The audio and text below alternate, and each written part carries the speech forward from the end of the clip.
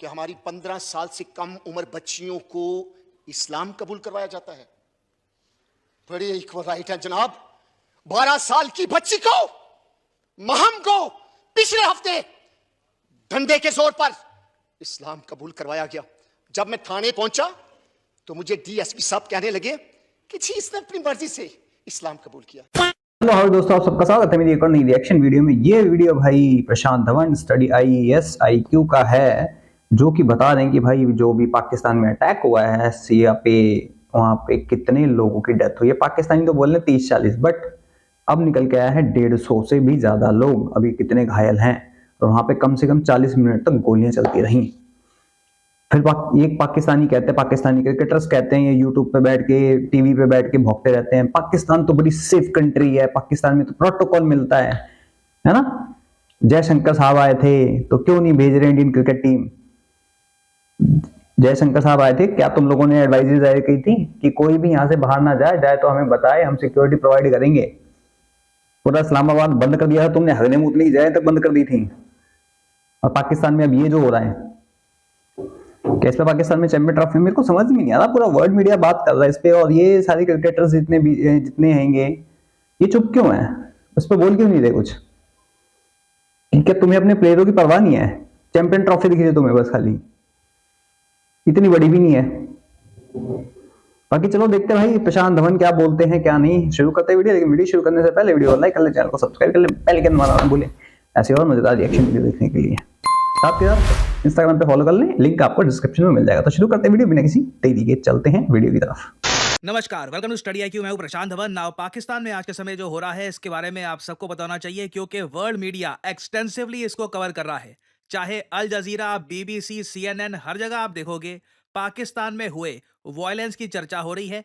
किसी आतंकवादी संगठन या फिर चाइना की मिलिट्री, कुछ ऐसा नहीं हुआ यहां पर कि किसी ग्रुप ने कुछ किया है। आम लोग जो पाकिस्तान में आम सिविलियंस हैं, शिया सुन्नी, आपस में इनके बीच में इस हद तक वायलेंस हुआ, सिविलियंस ने सिविलियंस को इस हद तक मार दिया कि पहले तो 3 दिन तक वायलेंस चलता रहा। लोगों ने देखा कि मृतकों का आंकड़ा 82 तक पहुंच गया है, जो अपने आप में बहुत ज्यादा है।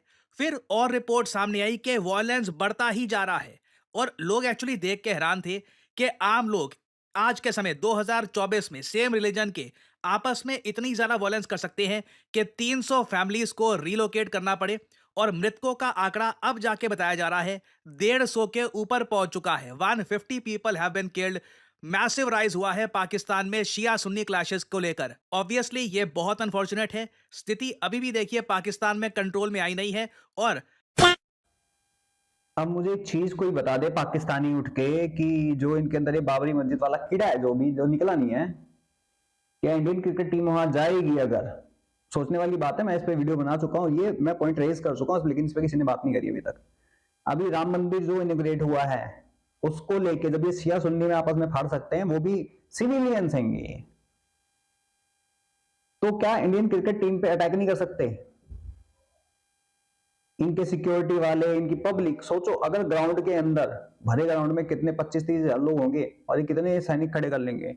अभी एक थाने में घुस के पूरे पीट पाड़ दिया, ब्लास्फेमी का केस था, बंदा अंदर था, बंदे को अरेस्ट कर रखा था, उसके बाद भी मॉब गई, 2000 बंदे गए वहां पे, और जो वहां का पुलिस वाला था उसको भी पेल दिया, और उस बंदे को भी पेला। सोचो इतनी बड़ी जाहिल कौम है ये, और इस जाहिल कौम के क्या कहते हैं, बड़ी सेफ जगह है, यहाँ पे तो आपको प्रोटोकॉल मिलेगा। प्रोटोकॉल देने वाली इनकी पहले फटी रहेगी। 2000 बंदा थाने में घुस गया था, पेल के आ गया। यहाँ सिया सुन्नी कॉन्फ्लिक्ट में आ गए, और हिंदुओं से इनको नफरत, इनको तो बचपन से सिखाया जाता है। तो क्या साले फट नहीं जाएंगे वहां पे? ये जरा मुझे कोई बता दो भाई प्लीज। जो ये नंबर है ना 150 मृतकों का, कोई बड़ी बात नहीं है। ये नंबर स्पाइक भी कर जाए इन द फ्यूचर, क्योंकि अभी भी बहुत सारे लोग हैं वो अननोन से हैं, उनकी लाशें भी नहीं मिली है। और इस वीडियो में हम बात करेंगे कि आखिर यहाँ पे हुआ क्या है, और पाकिस्तान में जो ये सेक्टेरियन डिवाइड है इसकी हिस्ट्री कितनी पुरानी है। ना फर्स्ट ऑफ ऑल यहाँ पे आप देख पाओगे ये है पाकिस्तान। पाकिस्तान की आबादी 24 करोड़ के आसपास है। इस आबादी का 97% लोग, जो लोग यहाँ पे ये इस्लाम फेथ को फॉलो करते हैं, और उस 97% में से अराउंड 80 to 85% ये सुन्नी मुस्लिम्स हैं, और अराउंड 10 to 15% आपको शिया मुस्लिम्स मिलेंगे। और ग्लोबली आप अगर देखो तो मुस्लिम्स की पॉपुलेशन 1.7 बिलियन है। वहां पर भी सेम रेशियो ही आपको मिलेगा। 85% सुन्नी मुस्लिम्स हैं, 15% शिया मुस्लिम्स हैं। नाउ शिया सुन्नी मुस्लिम्स में मेन डिफरेंस क्या है? प्रॉफिट मोहम्मद साहब के गुजरने के 3 जनरेशन बाद क्वेश्चन ये सामने आ गया था कि इस्लामिक कम्युनिटी को, उम्मा को लीड कौन करेगा। वहां पर सुन्नी मुस्लिम्स ने यह कहा कि जो भी एक अच्छा लीडर सामने आता है, जो भी आप कह लीजिए जो रैंक्स में उठ के सामने आता है, वो लीड करेगा। जो शिया मुस्लिम्स हैं उनका ये मानना था कि जो कैलिफेट है, जो मेन लीड करेगा मुस्लिम कम्युनिटी को, वो हमेशा प्रॉफिट मोहम्मद की फैमिली से ही होना चाहिए। तो यही मेन डिविजन्स है शिया और सुन्नी के बीच में, और ये डिवीजन कई सदियों से चलता आ रहा है। और दुनिया भर में देखो आप, अगर शिया सुन्नी के बीच में वायलेंस काफ़ी हुआ है। आप अगर देखें तो इराक में काफ़ी बार ये वायलेंस होता है, और पाकिस्तान में भी अगर हम देखें तो ये वायलेंस जब से पाकिस्तान बना है तब से हमने देखा है। इनिशियली वायलेंस लिमिटेड नंबर पे था 1960s 70s के आसपास, मगर 1980s के बाद से हमने देखा है कि ये वायलेंस बहुत ज़्यादा बढ़ चुका है। फॉर एग्जाम्पल, अगर हम पाकिस्तान का एक सर्टन टाइम देखें, 1987 से लेकर 2007 तक का टाइम, बहुत ज़्यादा मुश्किल समय था ये पाकिस्तान की शिया कम्युनिटी के लिए। आप समझ सकते हैं, नंबर्स में शिया कम्युनिटी बहुत कम, ये 10-15%। सुन्नी जो मुसलमान हैं वो ओवरऑल 97% के अराउंड 80-85% के आसपास हैं। तो जब भी वायलेंस होता है तो ज़्यादातर जो शिया मुस्लिम्स हैं वो मारे जाते हैं। तो 1987 से लेकर एक लहर चली थी पाकिस्तान में, जहां पर बहुत सारे शिया मुस्लिम्स को मारा गया था। टोटल 4000 शिया मुस्लिम्स अपने ही देश में मारे गए। उसके बाद एक और बहुत ज़्यादा बड़ी वेव आई 2008 से लेकर 2014 तक की। इसमें भी देखिए कई हज़ारों शिया मारे गए थे। जो एक्चुअल नंबर है ये पाकिस्तान की गवर्नमेंट कभी इंटरनेशनल मीडिया के सामने आने नहीं देती, बट ह्यूमंगस स्केल पर शियाज की किलिंग हुई थी। अब यहाँ पे आप एक सवाल पूछ सकते हैं, अगर ये सब पाकिस्तान में इतने लंबे समय से चलता आ रहा है और अभी भी बताया जा रहा है बहुत सारे शियाज पे अटैक हुए हैं, तो ईरान, बाय द वे मैं आपको बता दूं, ईरान एक इस्लामिक कंट्री है, मगर यहाँ पर जो शिया पॉपुलेशन है ये 95% है। ईरान एक प्रोमिनेंटली शिया मेजॉरिटी मुस्लिम कंट्री है। और सिंस पाकिस्तान में जब भी शिया मुस्लिम्स पे अटैक होते हैं, ईरान ने प्रोटेस्ट किया है। फॉर एग्जांपल, यहाँ पे मैं आपको वेबसाइट दिखा रहा हूँ ईरान के विदेश मंत्रालय की। ये कुछ हफ्ते पहले का जो अटैक है उसका मैं आपको दिखा रहा हूँ। ईरान ने कई बार बुरी तरीके से निंदा करी है पाकिस्तान की, और ये कहा है कि जो आज के समय हो रहा है ये बहुत ज़्यादा गलत है। ये जिस तरीके से अटैक किया जा रहा है, दिस इज़ वेरी रॉन्ग। और ईरान कई बार पाकिस्तान पे प्रेशर डालने की कोशिश करता है। जहां पे ये सिर्फ मुस्लिम्स हैं, सिर्फ अपने आप को मुसलमान कंसिडर करते हैं, वहां पे तो मतलब जो नॉन मुस्लिम है उनके अगेंस्ट खड़े होते हैं, उनके अगेंस्ट खड़े होते हैं हमेशा। वहां पे सिया सुन्नी नहीं देखते हैं। जब ये मेजोरिटी में होते हैं ना, वहां पे सिया सुन्नी देखते हैं, फिर एक दूसरे को काटते मारते हैं। और यही चीज अगर बोल दिया जाए इंडिया के अंदर तो छातियां पीटते हैं भाई साहब। सोचो जो अपनी कौम का नहीं वो तुम्हारा कैसे होगा भाई? कौन सा भाईचारा? इंडिया में गंद फैला तो नहीं है, दबा के फैलाते हैं। अभी कौन सी जगह पे है? यूपी के अंदर पथराव करा है भाई, वो बंदे सर्वे के लिए गए थे, लिटरली पत्थर मारे हैं, पत्थर, घायल हुए, गाड़ियां जला दी हैं। बताओ ये बाप की है क्या चीजें? मैं तो कहता हूं फोर्स लगाओ, साला पेल पाल के नक्की करो और भगाओ इनको यहां से, क्योंकि ये सभ्य समाज में रहने लायक नहीं है। एक को गोली पड़ती है तो ट्विटर पे ट्वीट करता, पता नहीं कौन सा वो था, चूचू का मुरब्बा। यूपी की योगी की पुलिस ने एक नौजवान को गोली मार दी। नौजवान की हरकतें नहीं बताई सुअर ने, कि हरकतें क्या कर दी उसने। छाती पे पड़ी ना गोली, निकल लिया। कि अपने देश में जो शिया पॉपुलेशन है इनकी आप रक्षा करिए। हालांकि पाकिस्तान ने कभी, इनकी गवर्नमेंट ने कभी इसको लेकर कुछ कंक्रीट स्टेप उठाया नहीं है।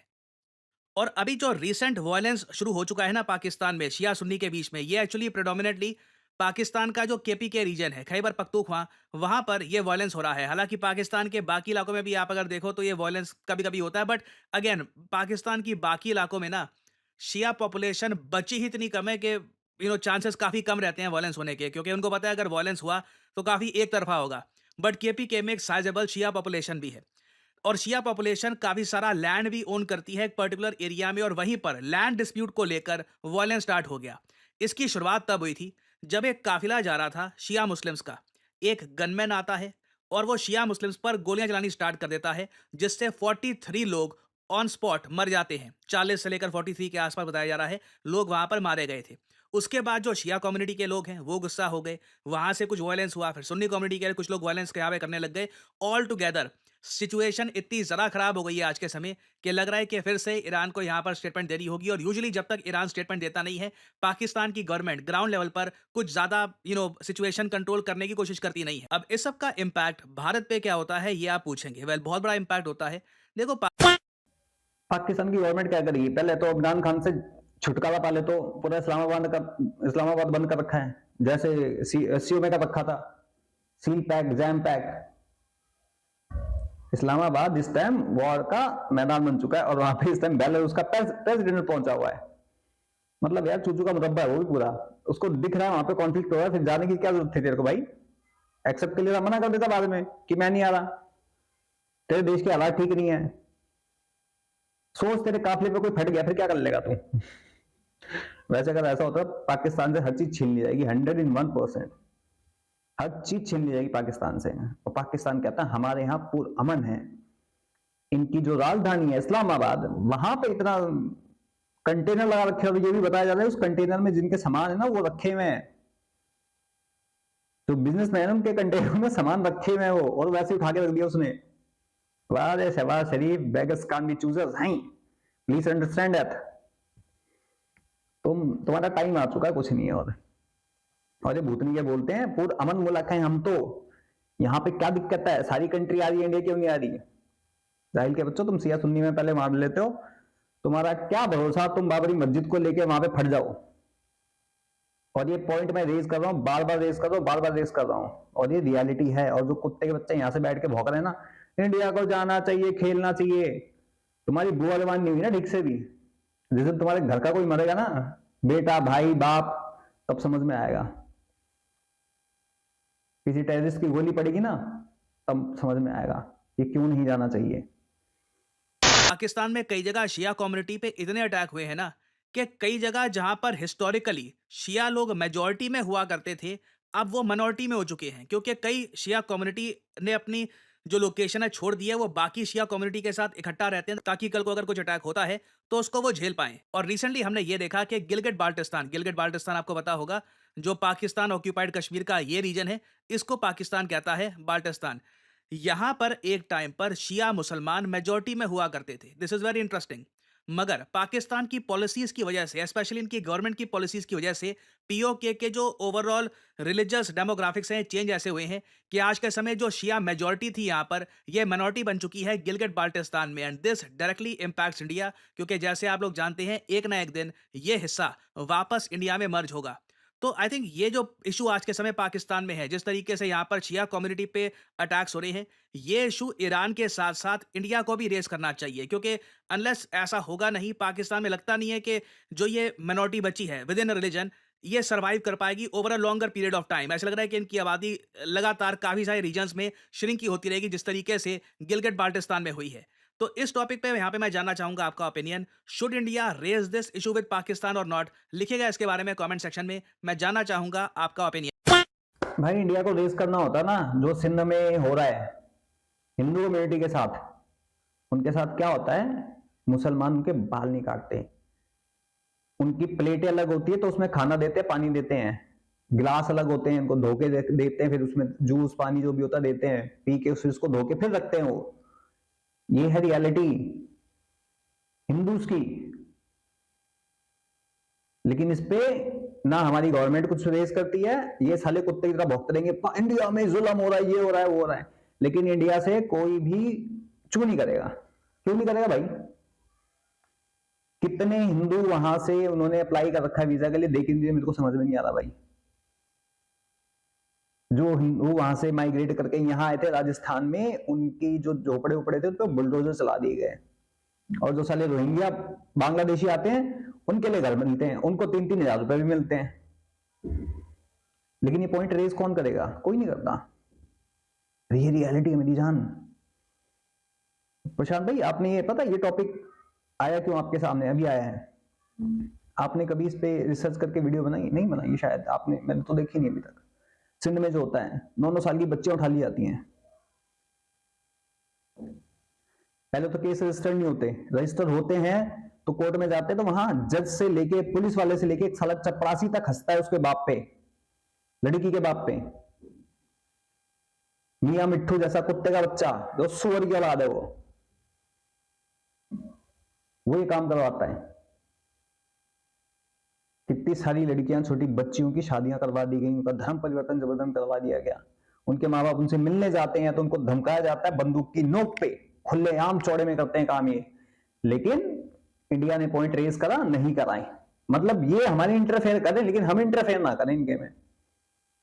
धुएं उड़ा देना चाहिए सालों के, इंटरफेरेंस करें, गिलगित वो साला उड़वा दें, सिंध भी उड़वाएं और वो भी उड़वाएं। जाओ, हिंदू ना हमारे शरीफ होते हैं, जितना नहीं तो उनके साथ हुआ है ना, इतनी देर में हथियार उठा के ठुक ठाक देते साले। लेकिन हिंदू आतंकवादी नहीं होता ना। मुसलमान फट से हथियार उठा लेगा लेकिन हिंदू नहीं उठाएगा जल्दी, वो अपने बचाव में करेगा जो भी करेगा। तो सबसे बड़ी मिसाल सिंध और बांग्लादेश की है, सबसे बड़ी मिसाल अफगानिस्तान की है, सबसे बड़ी मिसाल।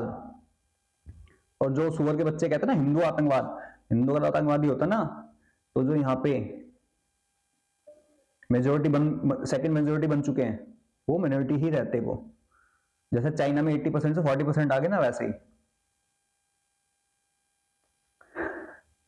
आप लोग मुझे कमेंट सेक्शन में बताएं भाई कि इंडिया को इस सिंध वाले पे जो ये लड़कियों बच्चियों के साथ होता है, इंडिया को ये यूएन में रेज नहीं करना चाहिए। ये कश्मीर साले भूतनी के जाके वहां मुसलमान करते हैं, हम हिंदू नहीं कर सकते क्या यूएन में जाके? इनकी बुंड मार दे, फाड़ दे सालों की, चौड़ी कर दे, तब मजा आया ना करके। लेकिन नहीं करते भाई, क्यों नहीं करते? पॉइंट रेज करें ना। और मुझे आप लोग बताएं जो पॉइंट मैंने बताए हैं कि भाई अभी राम मंदिर का इनॉग्रेशन हुआ है, ऊपर से ये इनकी ऐसी हरकतें हैं, तो क्या इंडियन क्रिकेट टीम को वहां पे, क्योंकि मैं सुनने में आ रहा है कि भाई फाइनल अगर इंडिया पाकिस्तान का होता है तो इंडिया क्या पता वहां पे जाके खेले। अगर इंडिया चली गई तो आगे जाके फिर उसको जाना पड़ेगा। जब इतनी वर्स्ट कंडीशन में इंडिया जाके वहां पे खेलेगा तो भाई सामने से बोल देगा बंदा भाई अब क्या दिक्कत है तुम्हें, ऐसे ही होगा ना। और सबसे बड़ा स्टैम्प पॉइंट ये देखो ना कि अभी राम मंदिर का इनॉग्रेशन हुआ है, तो भाई जिहादी दिमाग है सालों के। जब ये एक मुसलमान दूसरे मुसलमान को सह नहीं सकता तो ये हिंदू को कैसे सहेंगे? बाबरी मस्जिद के लिए छातियां पीटते हुए नहीं आएंगे क्या? क्या भरोसा इनकी आर्मी का या फिर इनके सिक्योरिटी वाले का, वही साला फटफटा जाए। पॉइंट मैंने गलत बताया तो बताओ मुझे। उनकी वर्स्ट कंडीशन देखते हुए मुझे समझ में नहीं आता भाई बाकी जो क्रिकेट बोर्ड हैंगे वो कुछ क्यों नहीं बोलते? क्या उन तक ये न्यूज़ें नहीं पहुंचती? अगर नहीं पहुंचती तो आप लोग टैग करो यार, ट्विटर पे जाओ, टैग करो प्रॉपरली। बीसीसीआई, आईसीसीआई को, ऑस्ट्रेलियन क्रिकेट बोर्ड को, न्यूजीलैंड क्रिकेट बोर्ड को, साउथ अफ्रीका क्रिकेट बोर्ड को, सबको करो। ये न्यूज जानी चाहिए ना कि भाई वो तक बोले कि भाई Pakistan is not a safe country, हम नहीं खेलेंगे, क्योंकि इनको जूतों के नीचे लाना पड़ेगा। रही सिंध की बात, एक एमएलए था, एमपी था, रो रहा था, लिटरली वो रो रहा था। क्लिप मेरे को मिलेगी शायद तो मैं लगा दूंगा। साथ ये बात करना चाहता हूं, बहुत इक्वल राइट मिल चुके हैं हमें 75 साल में, बहुत ज्यादा मिल चुके हैं। एक तो हमें बड़ा इक्वल राइट मिला कि हमारी 15 साल से कम उम्र बच्चियों को इस्लाम कबूल करवाया जाता है। बड़े इक्वल राइट है जनाब। 12 साल की बच्ची को, महम को, पिछले हफ्ते डंडे के जोर पर इस्लाम कबूल करवाया गया। जब मैं थाने पहुंचा तो मुझे डीएसपी साहब कहने लगे कि जी इसने अपनी मर्जी से इस्लाम कबूल किया। जनाब स्पीकर, हाथ जोड़कर विनती करता हूं, जब 18 साल से पहले कैसे बंदा इस्लाम से वाकफियत हासिल कर सकता है? एक बच्चा क्रिश्चियन कम्युनिटी में, हिंदू कम्युनिटी में, सिख कम्युनिटी में पैदा होता है, उसने अपनी क्रिश्चियन, हिंदू या सिख मां का दूध पिया है, उसने बचपन से लेकर अपनी जवानी तक अपने मजहब की तालीम हासिल की है। जनाब स्पीकर, वो कैसे हो सकता है कि 2 दिन में वो, उसको सिपारा भी नहीं आता, उसको कलमा भी नहीं आता, उसको हदीस भी नहीं आती, उसको कुरानी आयत भी नहीं आती। जनाब स्पीकर, वो कैसे मुसलमान हो चुके? मुझे इस बात की कोई पता नहीं, आज तक नहीं समझ आई। जनाब स्पीकर, आज तक नहीं समझ आई। मैंने इस डीएसपी से कहा, इससे कहें कि मुझे पहला कलमा सुना दे, अगर ये सुनागी तो मैं मान जाऊंगा। जनाब 18 साल की उम्र से पहले तो ड्राइविंग लाइसेंस नहीं बनता, शनाख्ती कार्ड नहीं बनता जनाब स्पीकर। तो तो ये इतना बड़ा सर्टिफिकेट ना दिया जाए। मैं हाथ जोड़कर विनती करता हूं सर, मैं हाथ जोड़कर विनती करता हूं, बड़ा जुल्म हो गया हम पर तरस खाया जाए। कायदे आज़म मोहम्मद अली जिन्ना ने जो हमारे साथ खिताब करते हुए ये बात कही थी कि यहां पर किसी को किसी के मजहब पर कोई फौकियत हासिल नहीं होगी। जनाब स्पीकर, हमने और हमारे बड़ों ने बड़ी जुर्रत के साथ वोट दिया। पाकिस्तान का सबसे बड़ा सूबा पंजाब, जब ये पाकिस्तान का हिस्सा, लिटरली वो पार्लियामेंट में खड़ा होकर बंदा रो रहा था और यहाँ पे पुलिस वाले इनकी हंसते हैं। ये रियलिटी है भाई। आप लोग क्या कहते हो कि क्या इंडिया को इसको यूएन में रेस करना चाहिए पॉइंट, की नहीं रेस करना चाहिए? जैसे छातियां पीटते हैं वैसे हमें रेस करना चाहिए कि नहीं करना चाहिए? कमेंट सेक्शन में जरूर बताएं। और आप सबसे रिक्वेस्ट है, अगर आप लोग ट्विटर यूज करते हैं तो सारे जितने बोर्ड्स हैंगे आप लोग उनको प्लीज ट्वीट करें, क्योंकि मैं ट्विटर पे इतना एक्टिव नहीं रहता और मुझे इतना पता भी नहीं है उसका। बाकी मैं चलता हूं, मिलता हूं आप सबको किसी और वीडियो में। तब तक के लिए जय हिंद, जय भारत, बी सेफ।